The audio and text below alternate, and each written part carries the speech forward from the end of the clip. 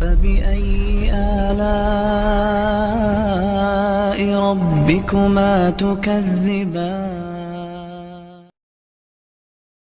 بسم الله الرحمن الرحيم۔ حضرت حسن بصری رحمۃ اللہ تعالی علیہ اپنی توبہ کا واقعہ بیان فرماتے ہیں۔ وہ فرماتے ہیں کہ میں امیر کبیر شخص تھا، بہت امیر تھا، اور بصرہ کی گلیوں میں غریبوں کی خدمت کیا کرتا تھا۔ اچانک میں نے ایک حسین عورت کو دیکھ لیا اور میں اسے دیکھتا ہی رہ گیا۔ اس عورت نے مجھے کہا اما تشتہی، تجھے شرم نہیں آتی؟ میں نے کہا ممن، کس سے شرماؤں؟ اس نے کہا وہ جو آنکھوں کی خیانت کو دیکھتا ہے اور دلوں کے پوشیدہ رازوں کو جانتا ہے، تجھے شرم نہیں آتی؟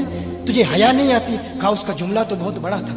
حسن بصری اپنی توبہ کا واقعہ بیان فرما رہے ہیں۔ فرمایا اس کا جملہ تو بہت بڑا تھا، لیکن وہ اتنی حسین تھی، ایسی خوبصورت تھی، میں پھر بھی مسلسل اسے دیکھتا رہا اور دیکھتا ہی رہ گیا۔ اور پھر آخر اس نے کہا کیوں بار بار مجھے دیکھتا ہے؟ میں نے اس عورت کو کہا کہ تیری آنکھیں اتنی خوبصورت ہیں کہ تیری جھیل جیسی آنکھوں میں ڈوبنے کا جی چاہتا ہے۔ اس عورت نے کہا اچھا تو ایسی بات کرتا ہے، تو یہاں انتظار کر۔ وہ عورت اپنے گھر میں چلی جاتی ہے۔ تھوڑی دیر کے بعد کہا میں انتظار کر رہا تھا۔ تھوڑی دیر کے بعد اس کی خادمہ آتی ہے، اس کے ہاتھ میں ایک تشت ہے اور اس تشت کے اندر اس پر ایک کپڑا ہے۔ کہا میں نے کپڑا اٹھایا تو اس میں اس کی 2 آنکھیں تھیں۔ اس نے اپنی 2 آنکھیں نکال کے اپنی خادمہ کو دے دی کہ اس کی وجہ سے اس کا دل دین سے دور ہوا ہے، مجھے یہ آنکھیں نہیں چاہیے۔ کہا اس پر ایک کاغذ تھا، کاغذ پر لکھا ہوا تھا مجھے ایسی آنکھوں کی ضرورت ہی نہیں جس سے ایک مرد فتنے میں مبتلا ہو جائے۔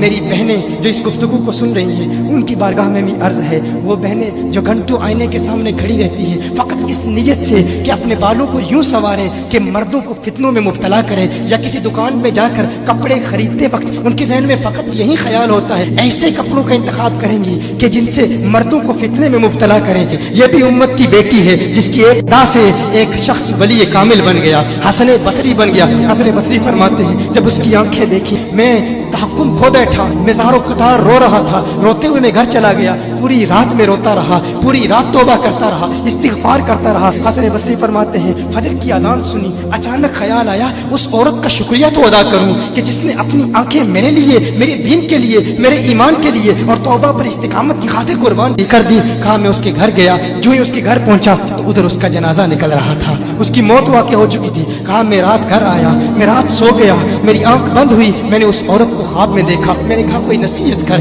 اس عورت نے کہا کہ جب تنہائی میں ہو اللہ کا ذکر کرتے رہو، اور جب صبح کرو تو استغفار کرو، شام کے وقت استغفار پڑھو۔ کہا میں نے اس وقت توبہ کر لی، ایک عورت میری توبہ کا سبب بنی، ایک عورت کی وجہ سے مجھے توبہ پر استقامت ملی۔ یہی حسن بصری پھر وہ واقعہ بھی آتا ہے، وہ دور بھی آتا ہے، ان کا ڈر کتنا ہے، ان کا تقوی کتنا ہے، پرہیزگاری کتنی ہے۔ یہی حسن بصری ایک دن ایک شخص نے حسن بصری رضی اللہ تعالی عنہ سے کہا ہے حسن بصری کیا آپ جانتے ہیں کہ جہنم سے جو شخص سب سے آخر میں جہنم سے نکالا جائے گا اور پھر یا حنانو یا منانو پڑھتا ہوا جہنم سے باہر نکلے گا؟ حسن بصری فرماتے ہیں کاش میں وہ شخص ہوتا، کاش میں وہ شخص ہوتا۔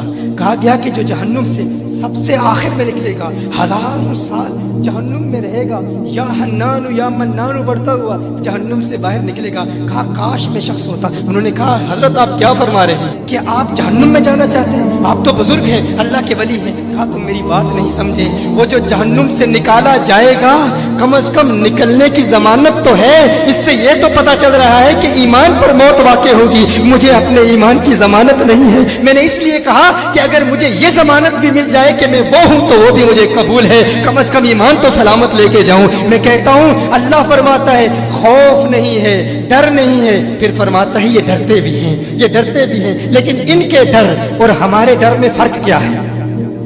ان کے ڈر اور ہمارے ڈر میں فرق کیا ہے؟ وہ ایک سے ڈرتے ہیں، کسی دوسرے سے نہیں ڈرتے۔ فرق کیا ہے؟ وہ ایک سے ڈرتے ہیں، ایک سے ڈرتے ہیں، کسی دوسرے سے نہیں ڈرتے۔ ہم اس ایک سے نہیں ڈرتے، اسی لیے ہر ایک سے ڈرتے۔ یہ فرق ہے، ہم اس ایک سے نہیں ڈرتے، اسی لیے ہر ایک سے ڈرتے ہیں۔